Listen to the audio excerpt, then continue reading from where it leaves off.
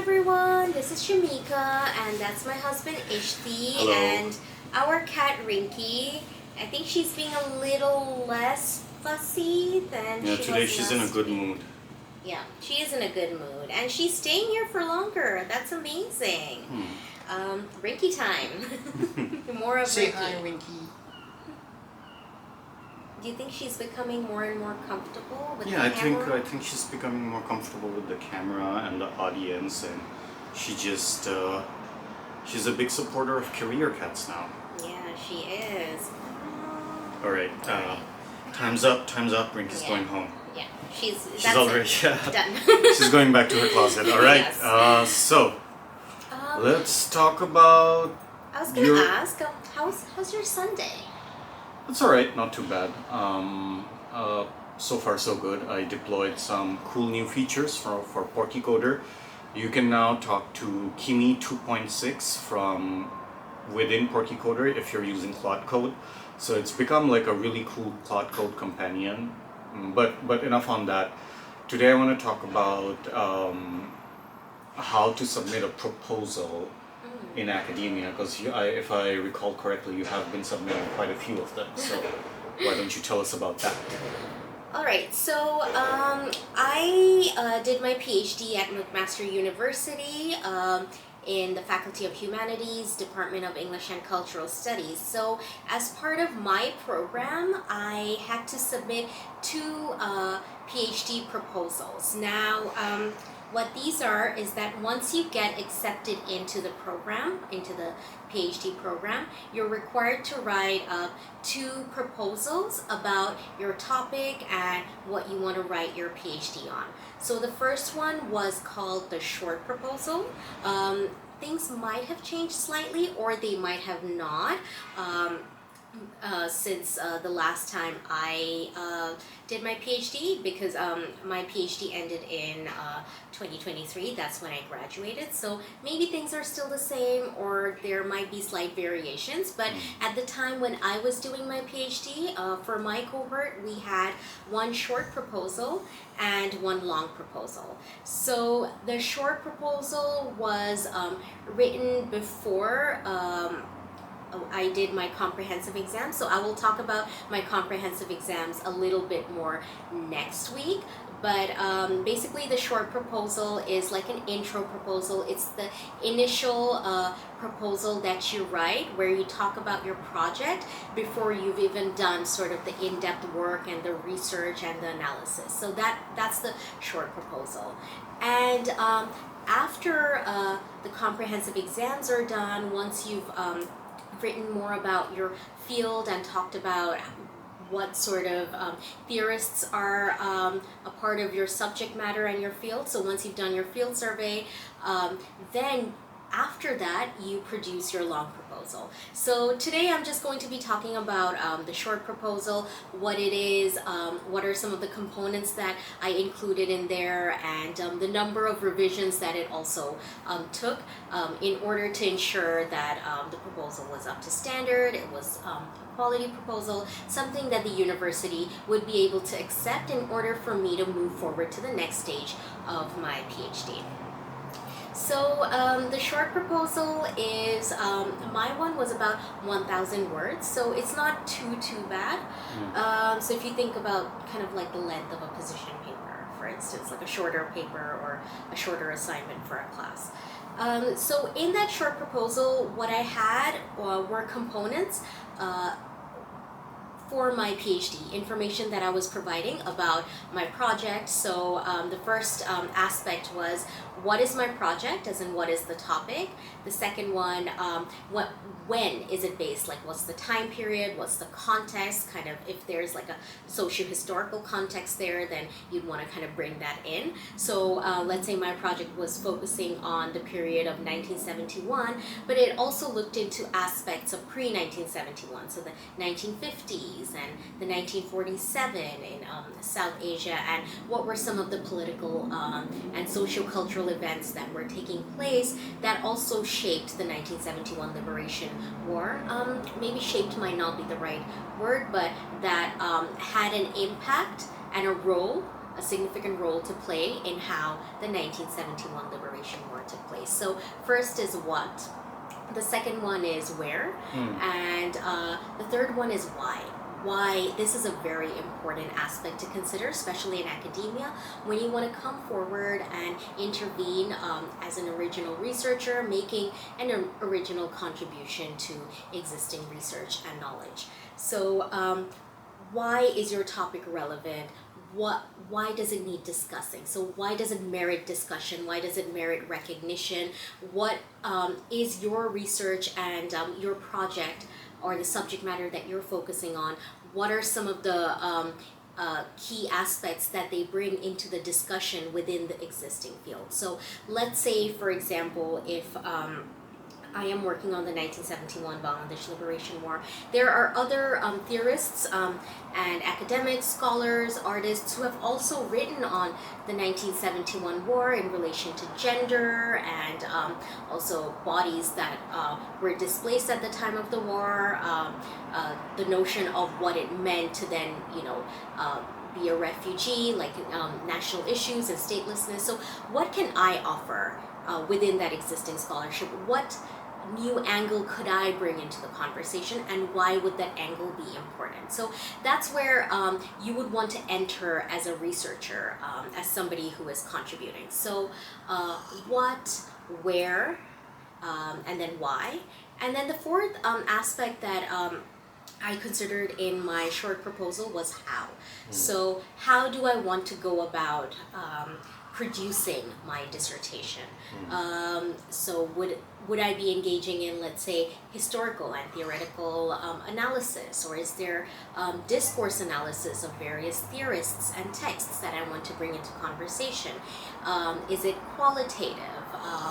Or is it quantitative? Am I looking at any data or statistics? Is there ethnographical field work that's involved? So you kind of want to talk about your methodology here as well, some of the research approaches that you're adopting in order to make sure that, your project is being sort of successfully fulfilled and you are going about sort of shaping and producing your project. So for me, it was mostly historical and textual examination and analysis. I also did some field work where I went to various museums in Bangladesh and looked at some of the works over there.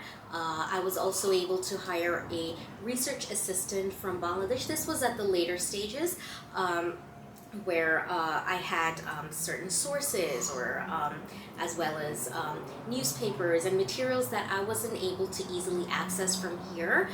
Someone did help me through sort of the onboarding of a Bangladeshi-based research assistant, where that person went to various libraries and sent me different sources. So those are some of the key approaches that I had adopted. So that's what I kind of spoke about, and I gave a few details about which theorists I'm using and what importance would their conversation bring in order for me to develop a sustained discussion with these theorists while I bring in my own contribution, insights, and my intervention. So that's the how aspect. And another aspect you'd want to consider in the short proposal, maybe not in too much depth, but to some extent, is to have an initial idea of what the chapters are going to be looking like. So the intro, for instance, could be sort of a socio-historical context, or it could be a form of understanding what other theoretical work or scholarly work has been done on this topic as a way for you to then intervene. So different people's PhD projects and dissertations would have sort of variations in the way that they want to shape their introduction chapter, but in the short proposal, it kind of gets you thinking about how you'd want to go about shaping your introduction chapter and then your body chapters. So maybe chapters 1, 2, and 3, what would ideally be sort of relevant or the main topic of your chapter 1, and then chapter 2 and chapter 3. These are all standalone chapters, so in each chapter, even though they will have sort of a common thread of your main overarching topic and argument, you would still want to have those as standalone chapters with their own arguments, own topics of discussion, as well as texts that you want to look at. So just a brief information that you can provide about each of the chapters. It also gets you to kind of think about what you'd want to kind of write. And how you want to structure. So this is more of this proposal, like the short proposal, is an initial way for you to kind of think about how to structure, how to format, with the idea in mind that things might change, because when you enter into deep research, then maybe, let's say for instance, what you wanted to write in your third chapter initially might actually be something you'd have to rethink, revisit, and you might be like, oh no, this is actually important and I need to bring this discussion in because that is what would work best for my dissertation overall. So think of this as something very initial, something that you are just kind of going into, making sort of almost like a primary outline, as a way to help you and aid you into your research. And maybe just one or two lines of a conclusion in order to kind of bring your piece to a neat ending. Are there any templates that people can, like, this is the gold standard for this particular document, you can go check it out here, that you can share with people, or something like that doesn't exist and it varies greatly from topic to topic? Right, so a lot of institutions, they encourage their graduate students, master's and PhD level, to kind of have their own structure, because each project is so different from one another. So let's say, Ishti, let's say you, for your master's project, for instance, if let's say you were doing sort of a survey of media texts and documents in order to then, formulate your own argument. That kind of research would be very different from, let's say, ethnographic fieldwork or community engaged research. So since they're so different, you will have various ways of going about formatting your research proposal. Having said that, there are still tools that are available. So for McMaster at the Department of English and Cultural Studies, we had, basically on our learning portal, we had past examples of short proposals that got accepted, or there were also certain writing tools that were available in order for PhD students and candidates to think about how they want to formulate their piece. And also your supervisory committee is a very, very important sort of resource. They will be able to help you, and they're also the ones who will give you feedback on your short proposal, let's say the first draft, because the first draft never gets in. Or maybe it's rare for the first draft to get in, because the idea is to edit. The idea is to know that writing is an iterative process. So you come back to it, you receive feedback from your committee members, your supervisory team, and that is edited. You might have a few rounds of edits for which you would need to maybe visit various sources or try to think about some of the questions, maybe make certain parts more concise, or have the argument be more convincing. So that's where you will have your committee members with their expertise coming in and offering mentorship and guidance. So usually, for me, what happened is my short proposal got accepted on the 5th round of edits. So is that typical to have 5 rounds, or is it like 4 to 5? 4 to 5? Yeah. So that is the idea here, is to ensure that you are really thinking about the project, even at its initial stages. You really get a chance to kind of understand who sort of the contributors are, scholarly contributors in your field, or which theorists you want to really kind of bring into discussion. So yes, so a few rounds of revisions do happen, but that's also for the best, as once you submit your proposal, you do have a clearer idea of what how you want to do, go about and what trajectory you'd want to kind of take. And also some of the main questions are ones that need to be addressed in a short proposal. A lot of my mentors have guided me through this, and they've also talked about it, that ensure no matter how you structure or format your short proposal, ensure you have the following components. What is the project? Where in the time period is it set? Why is it relevant?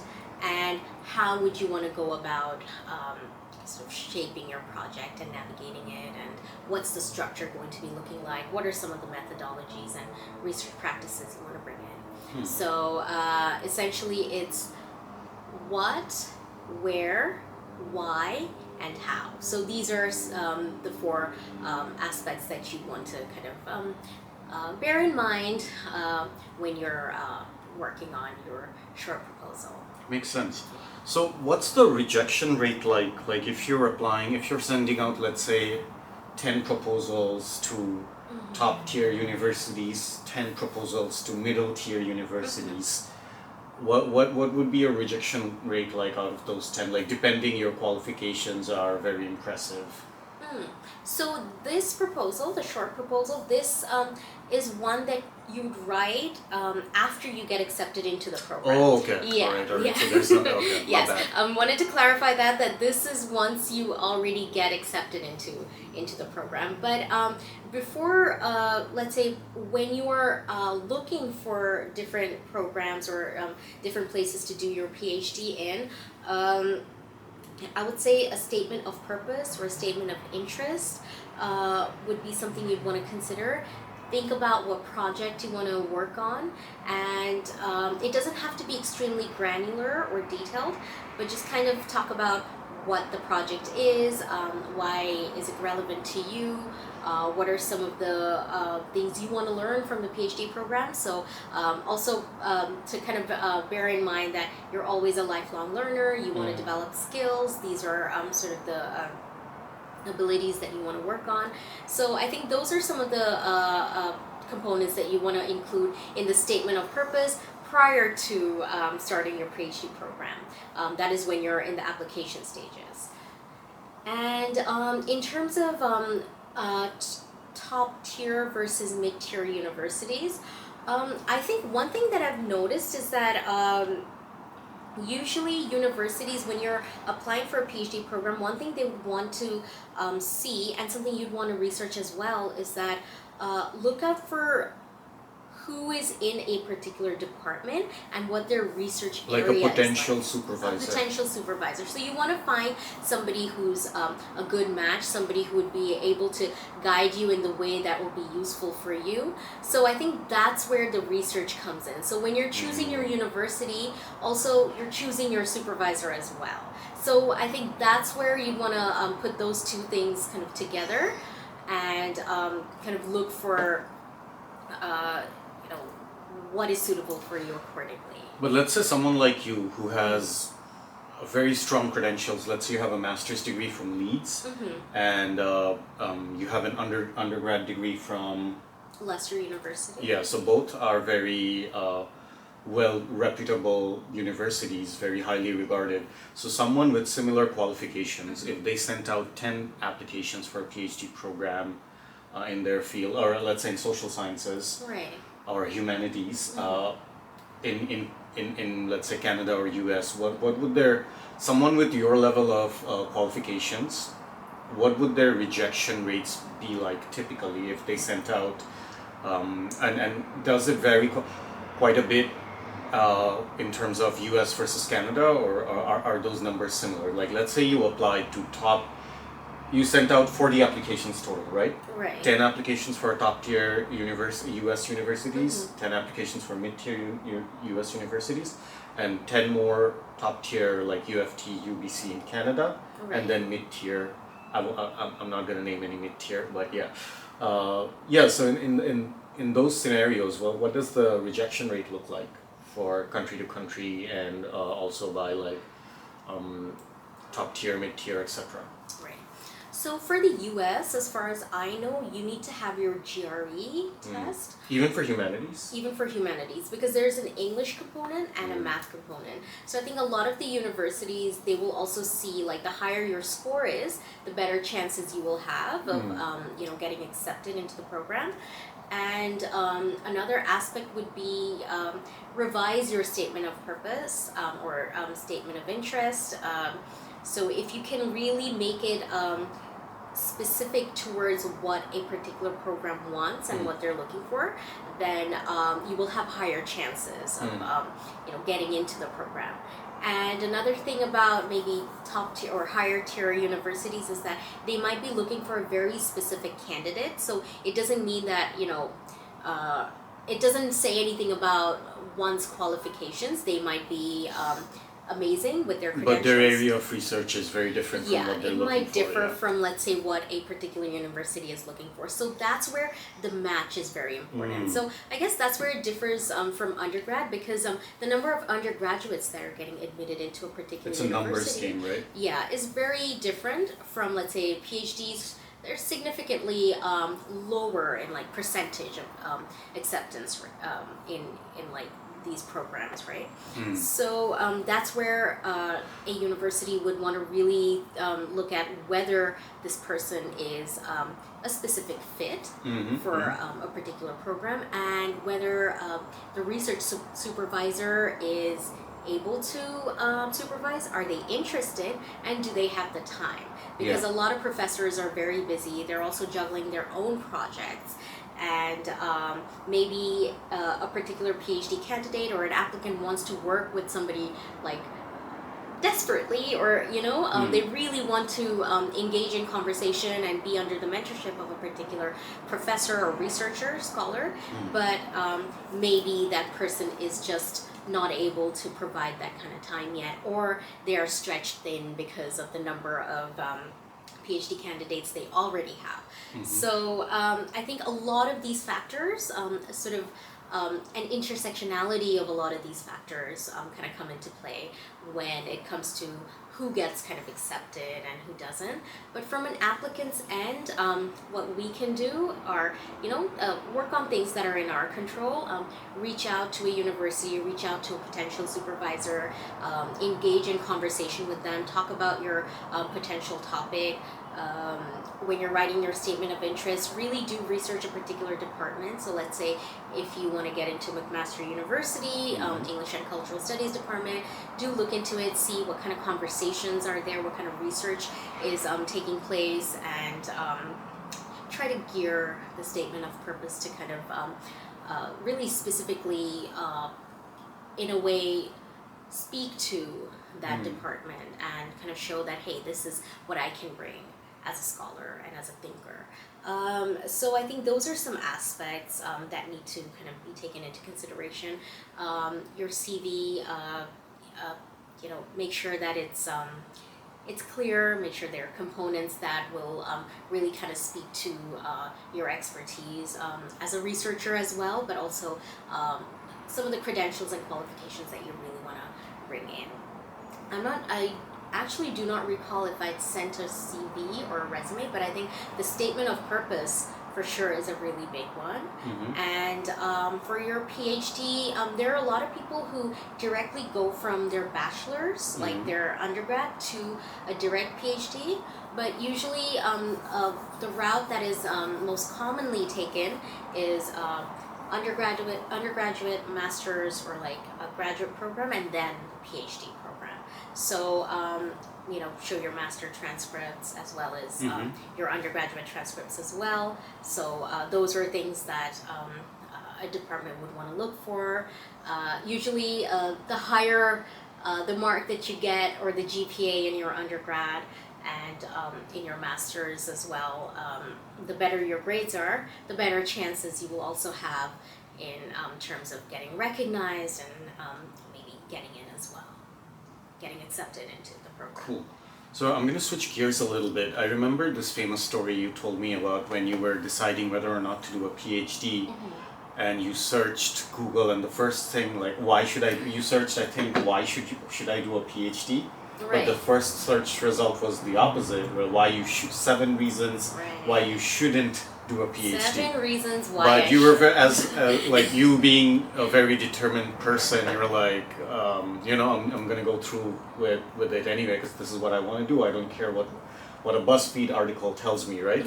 So in that vein, there's a lot of pessimism around an academic surrounding like the prospect of like just the very act of going to college. A lot of people like tech leaders, VCs are saying, hey, college is a waste of time. We have AI now, just self-learn, build things, launch a business. And a lot of people, well-meaning people, like are advising their siblings or their nephews and nieces not to go to college and like use AI to build stuff and learn a business instead.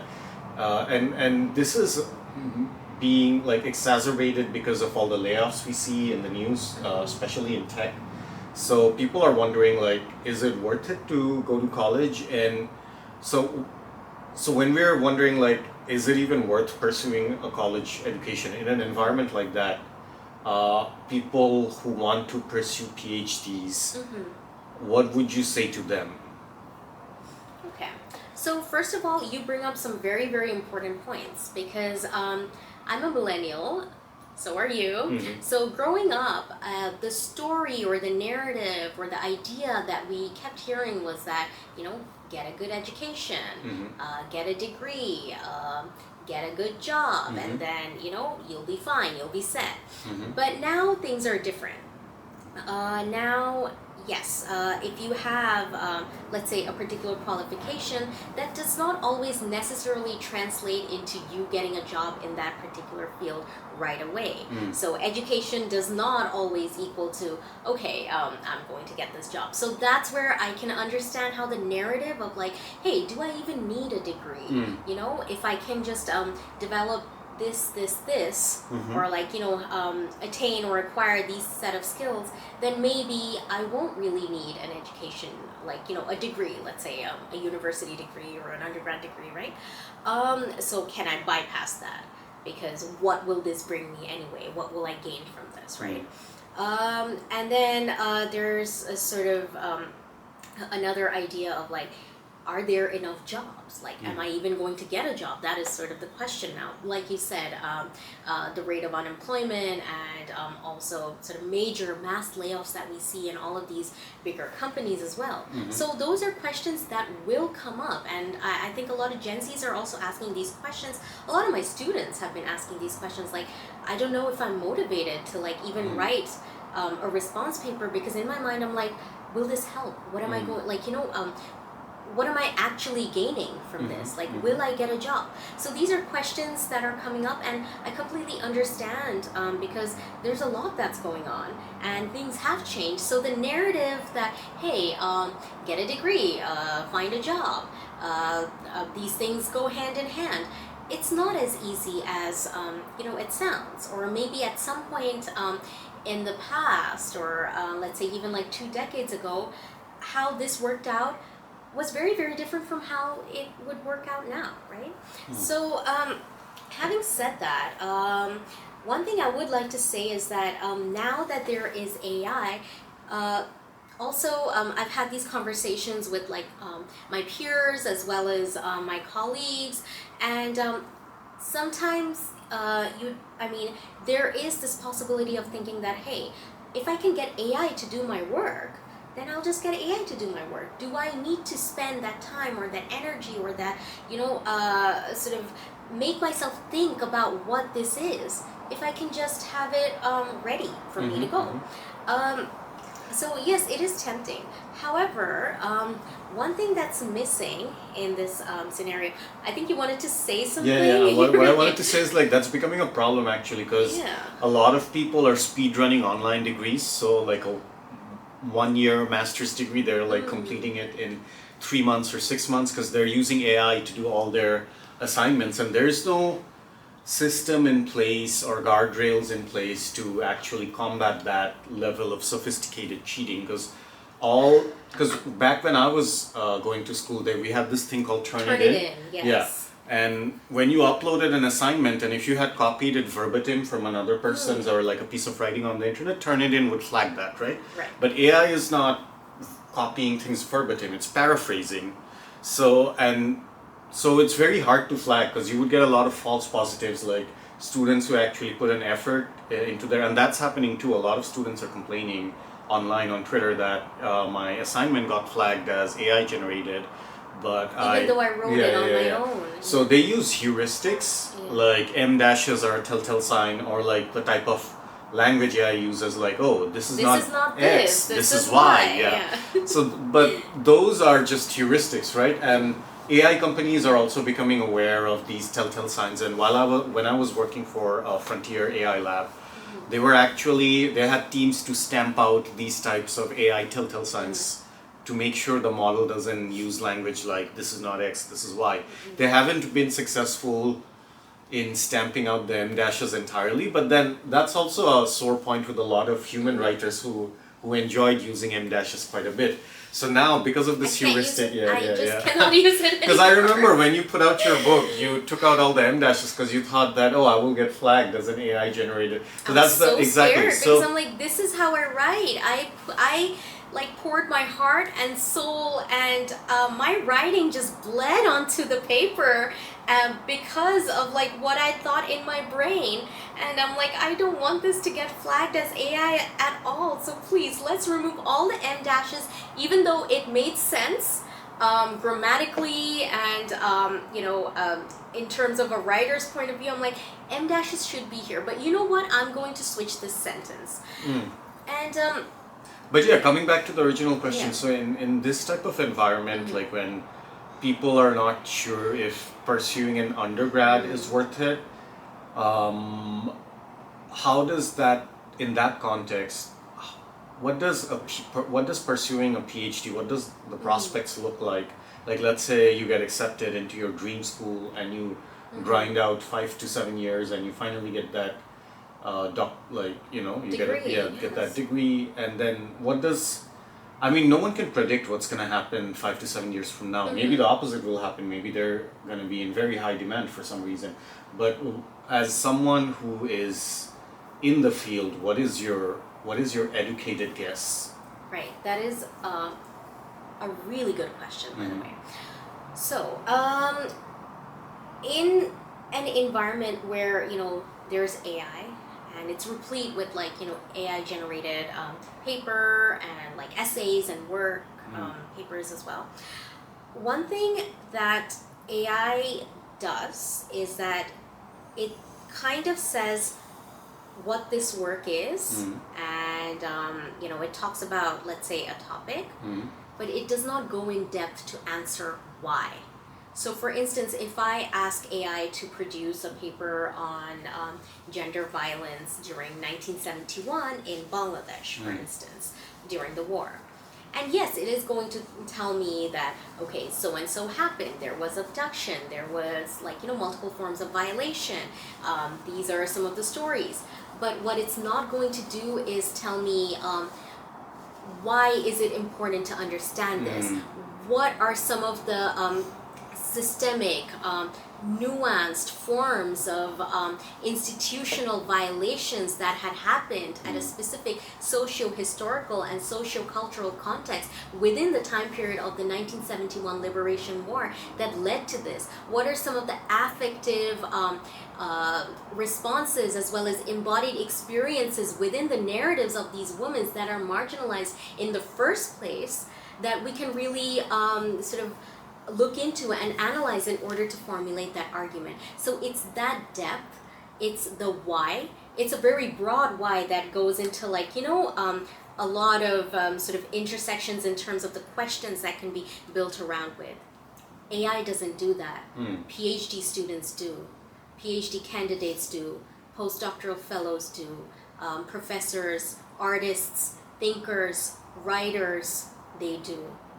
And that's a massive difference. This is where we need critical thinking. This is where we want to be able to use our brilliance, our way of understanding, the skills that we develop. Like, if you're in a PhD program, you are developing your writing skills, your thinking skills, your conversational skills, your public speaking skills, your teaching skills, and of course, research is there. You are asking those fundamental questions. You are asking questions that have not been asked before. This is a space for you to really think and imagine different scenarios and possibilities.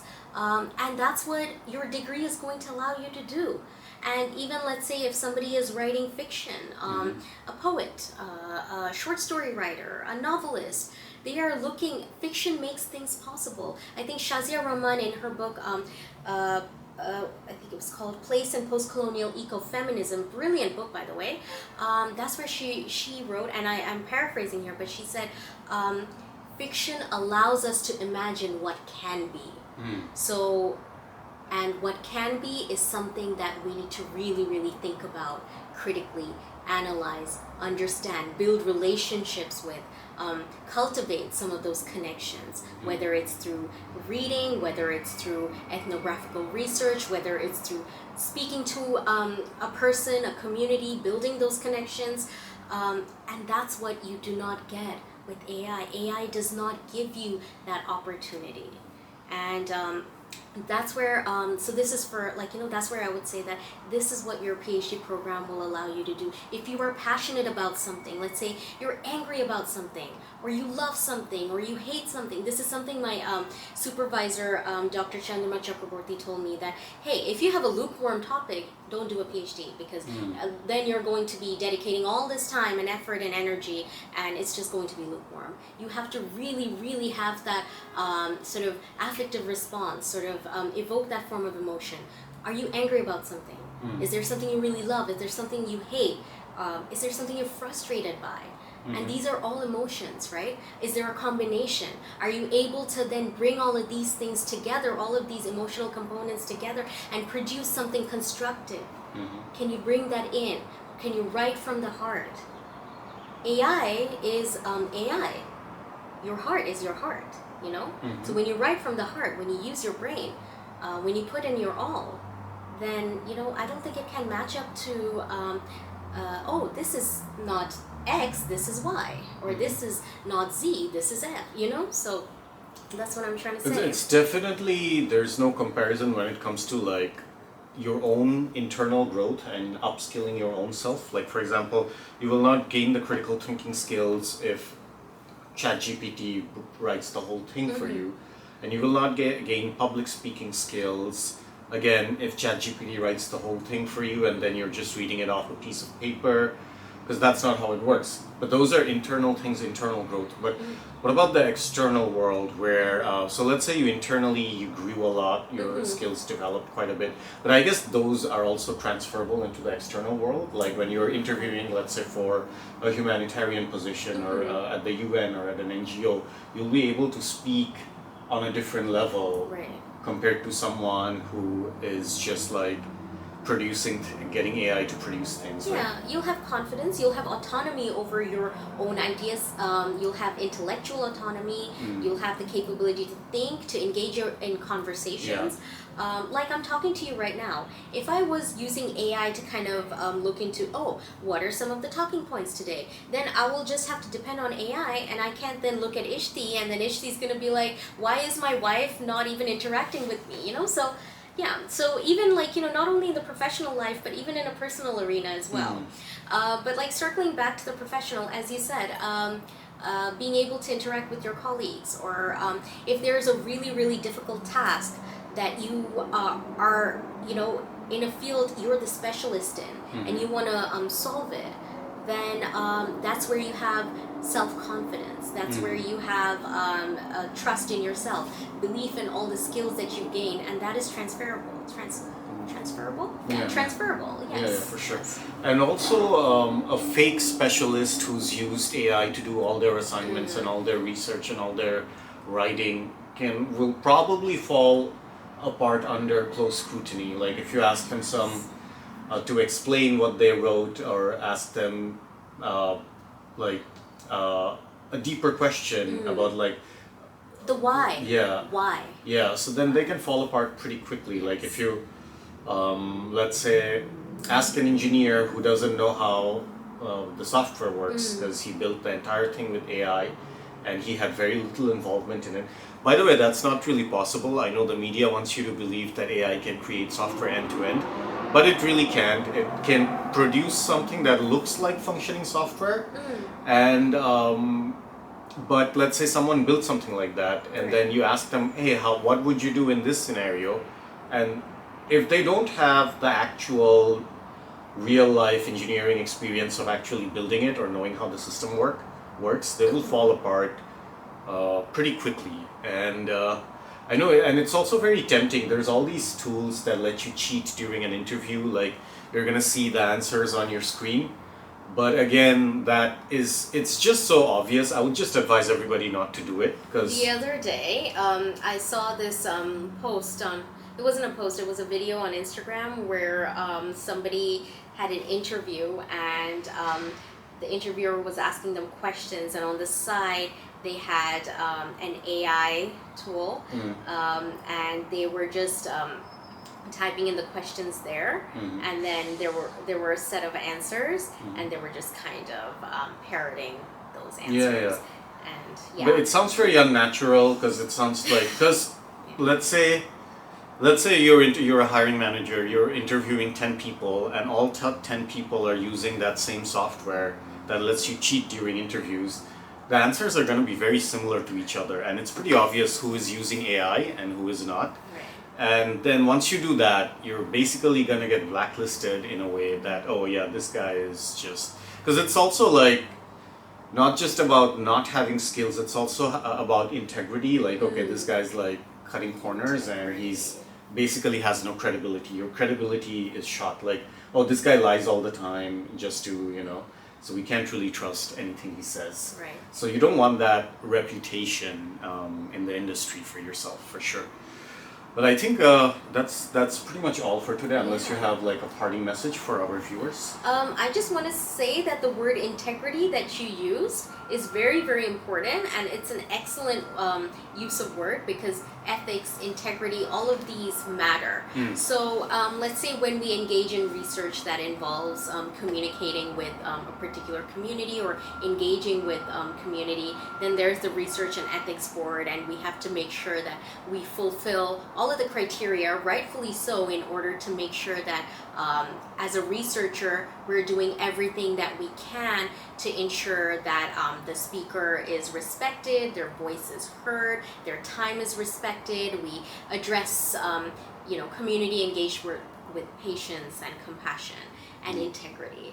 And those are some aspects that really need to translate into the real world as well. So no matter what task you're handling, if it comes in with, let's say, if it's AI driven, and if you fully rely on AI to get all your tasks done, then one thing would be to kind of think about where integrity and ethics fall into sort of the structuring there. So, Makes sense. Well, thanks for watching today's Thank episode, you. and we will see you next week, hopefully. Bye. Take care. Take care.